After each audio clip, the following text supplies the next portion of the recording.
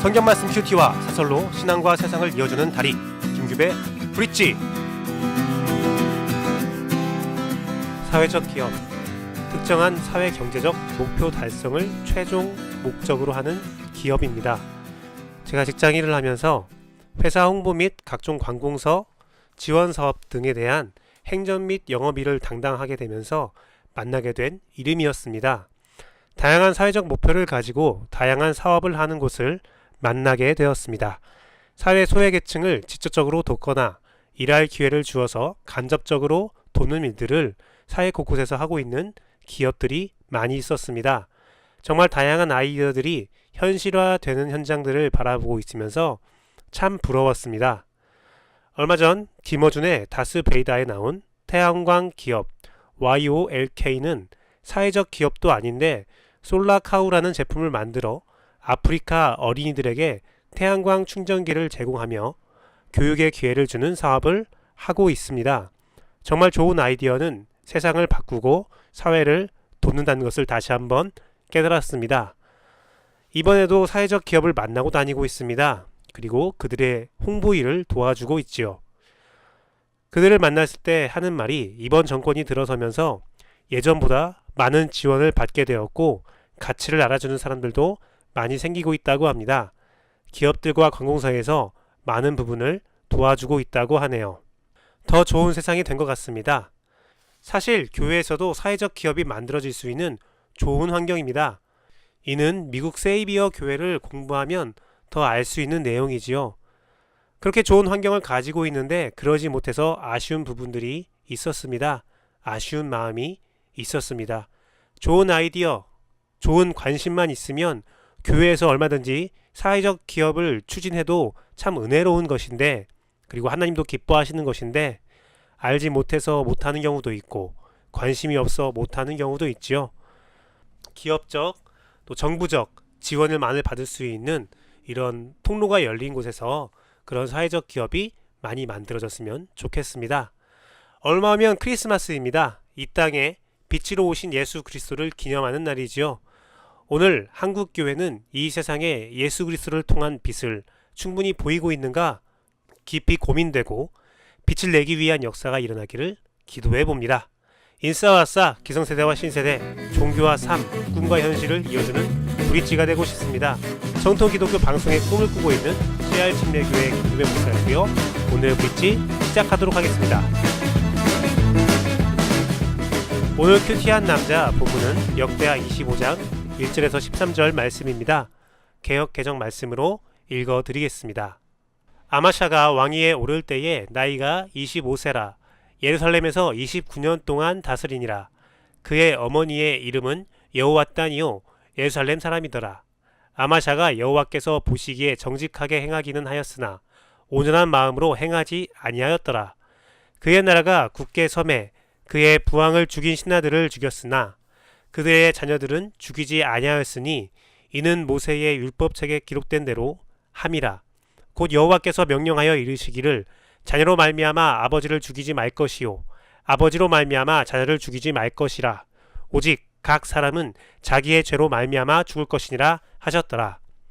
아마샤가 유다 사람들을 모으고 그 여러 족속을 따라 천부장들과 백부장들을 세우되 유다와 베냐민을 함께 그리하고 20세 이상으로 계수하여 창과 방패를 잡고 능히 전장에 나갈 만한 자 30만 명을 얻고 또 은 100달란트로 이스라엘 나라에서 큰 용사 10만 명을 고용했더니 어떤 하나님의 사람이 아마샤에게 나와서 이르되 왕이여 이스라엘 군대를 왕과 함께 가게 하지 마옵소서.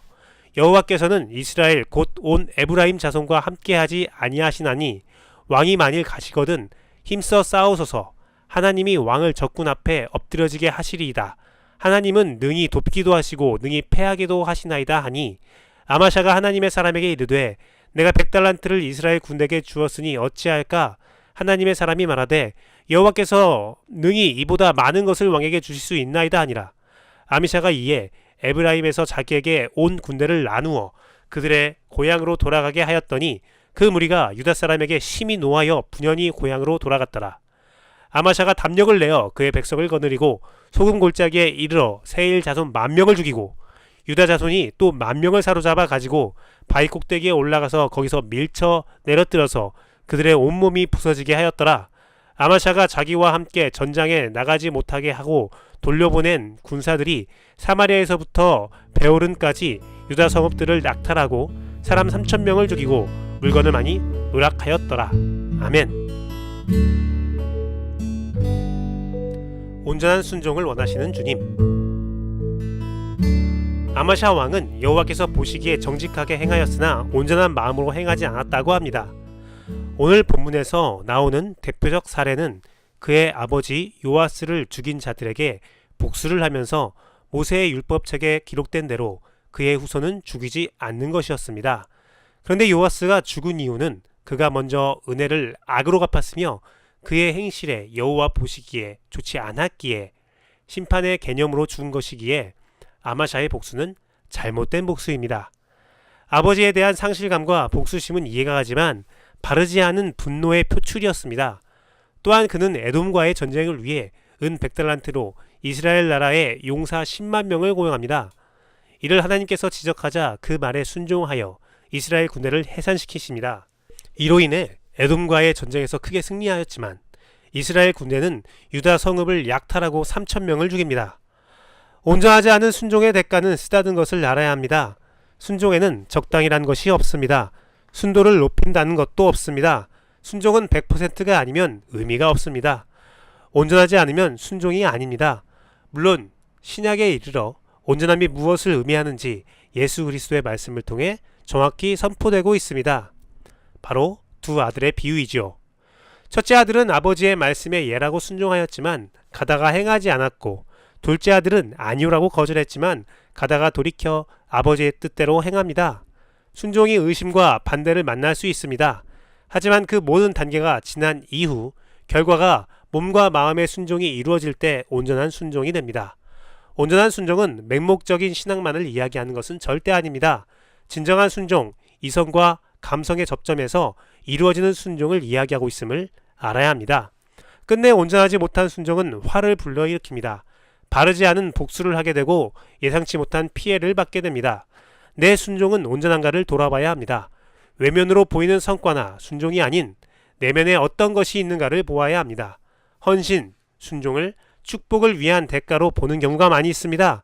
보상의 개념으로 자신의 행위를 통한 무엇인가를 얻고자 하는 다른 마음들이 있는 경우가 많습니다. 그것은 순종과 헌신이 은혜와 치유 위에 놓여있지 않고 자신의 의에 놓여있기 때문입니다.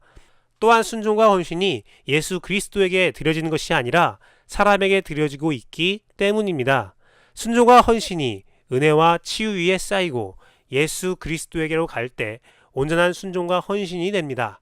사람은 사라져야 합니다. 내가 사라져야 합니다. 나의 의, 나의 방법, 나의 성취가 사라지고 그 자리에 여호와 하나님의 의, 성령님의 방법, 오직 예수 그리스도의 성취와 영광만이 남아야 합니다. 나의 연약함을 주님의 인도함 가운데 고백하고 주님의 인도하심과 주의 능력을 간구하는 우리가 됐으면 좋겠습니다. 성령의 충만한 인도, 성령의 충만한 역사, 그 사이에 나는 없기를 바랍니다. 오늘의 브릿지 여기까지 하겠습니다. 감사합니다.